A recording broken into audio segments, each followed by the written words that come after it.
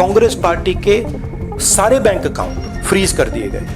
This issue affects not just the Indian National Congress. हम पैसों के अभाव में बराबरी से चुनाव ना लड़े। भारतीय जनता पार्टी और भी कुछ कर सकती है। हम 20% लोगों को रिप्रेजेंट करते हैं और आज हम रेलवे टिकट नहीं खरीद सकते।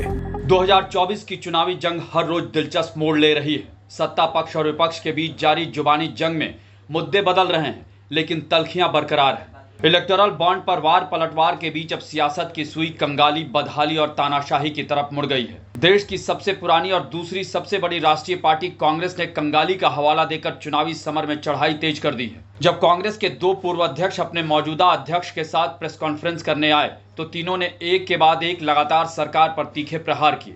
राहुल गांधी ने पार्टी के 11 बैंक खाते फ्रीज होने को सीधे लोकतंत्र पर हमला करार दे दिया। एक महीने पहले कांग्रेस पार्टी के सारे बैंक अकाउंट फ्रीज कर दिए गए। एक महीने पहले यह हुआ और किसी संस्था ने, हिंदुस्तान की संस्था ने, किसी कोर्ट ने, किसी इलेक्शन कमीशन ने चूं तक नहीं कहा। 20% हिंदुस्तान के लोग कांग्रेस पार्टी को वोट देते हैं। हम 20% लोगों को रिप्रेजेंट करते हैं और आज हम रेलवे टिकट नहीं खरीद सकते। आज हम अपने नेता को एक शहर से दूसरे शहर नहीं भेज सकते। हम एडवर्टाइजमेंट नहीं लगा सकते। और क्यों?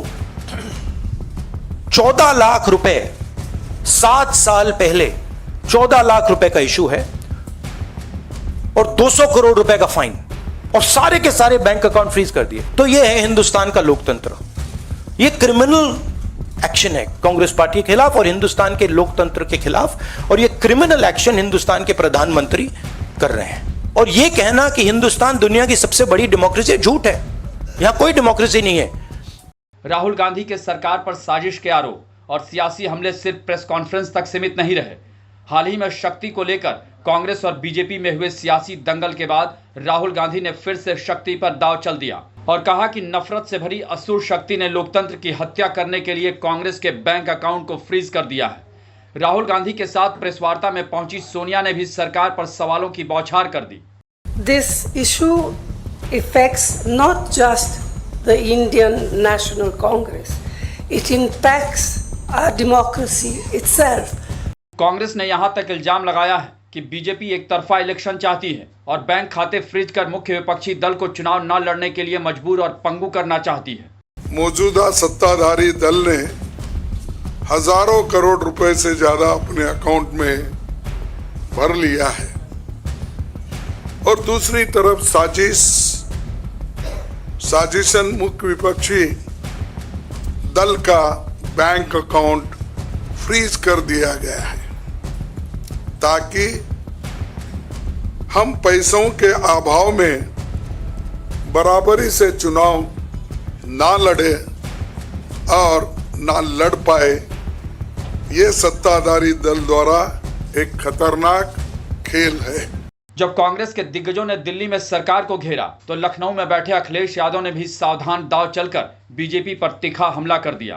भारतीय जनता पार्टी और भी कुछ कर सकती है, इसीलिए मैंने कहा मतदान और सावधान दोनों करना पड़ेगा। मतदान तो करना ही पड़ेगा, लेकिन मतदान तक हम सबको सावधान रहना पड़ेगा। विपक्ष जब आरोपों और सवालों की बौछार करे तो भला बीजेपी चुप कैसे रह सकती है। यकीनन विपक्ष के आरोपों का जवाब देने मैदान में उतरे रविशंकर प्रसाद और इतिहास की याद दिलाकर ज्ञान का पाठ पढ़ाते हुए विपक्षी दलों पर जमकर गरजे। कांग्रेस पार्टी का अकाउंट अगर फ्रीज किया गया है तो देश का अकाउंट फ्रीज किया गया है। ये तो कमाल है भाई। मुझे अपने जेपी मूवमेंट के आंदोलन के दिनों की याद आ गई। Indira is India, India is Indira, याद है ना? इमरजेंसी का दिन, जेपी की अगुवाई, कांग्रेस पार्टी की हार, आप सभी जानते हैं। कांग्रेस पार्टी राजनीतिक रूप से सूख कर कांटा हो गई है।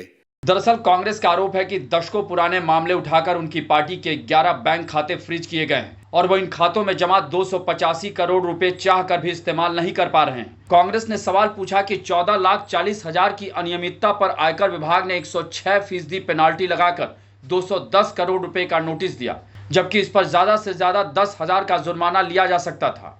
चुनावी माहौल में चुनावी चंदे के बाद कंगाली पर सियासत सुलगने लगी है।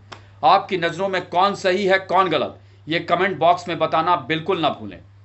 बुलंद भारत टीवी, ताकत आपकी।